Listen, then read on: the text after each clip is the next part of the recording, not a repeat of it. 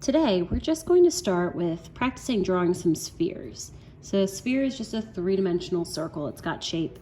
You can practice using tape or something to trace for your circle if you would like to. Otherwise, you can just draw your own circle freehand, which is what I think I will do. I'm not going for perfection here today. We're just going for practice. So here's my circle. I also want to decide what corner my light is going to come from. So I'll just make this spot right here my light. Will just be a little lighter patch right there. If you can't see it, I will just put this here, make it look like a little sun, so you know which direction the sun is going to be hitting my sphere. Now, what I like to do is I like to start with the shadow first.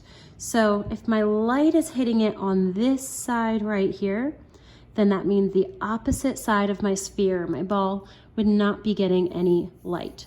So when I create the shadow for that, I'm going to make sure that it is curved.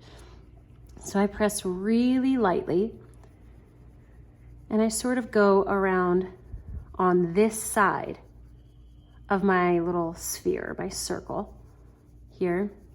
And I do it really lightly because I can always go harder. I can always press a little bit harder with my crayon, but I can't take away the color once it's there.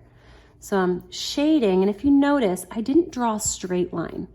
It is curved around the outside because a sphere is curved too.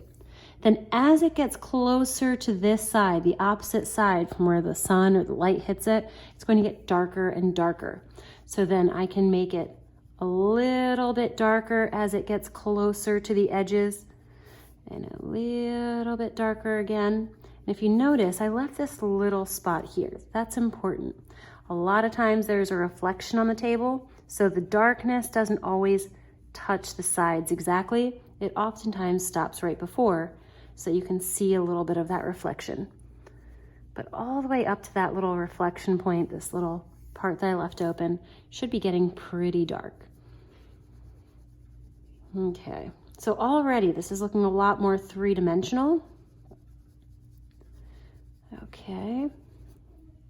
And then to add a highlight on here, I'm going to need my white crayon. So if the light is hitting it this way, then I'm going to make sure that this spot, not exactly up here, but this spot is going to be my brightest. And then it gets a little bit less bright as it goes away from that spot, radiates out from that spot. And this is just going to make it look like it's sticking out a little bit towards me. So I press hardest right here, and then again, around in a circle, I'm making this lighter spot here. Then lastly, I'm gonna add my shadow underneath. So for my shadow, I'm gonna pick up my black crayon again, and if my light is hitting it this way, then that means my shadow also needs to go that way, okay? And then whenever I make my shadow, any part that's touching the ground or near the ground, I need to make sure my shadow touches there, but it's going to go in the direction of my arrow. So my arrow is sort of going this way, which means that this shadow should also go in that direction. Once I have this here, I can make sure that the shadow is the strongest or the darkest right next to my sphere. And then as it moves away from it, it's going to get lighter and lighter and lighter. So I'm going to actually color this all in like this. And then as it gets closer to the ball or the sphere, it's going to get darker and darker.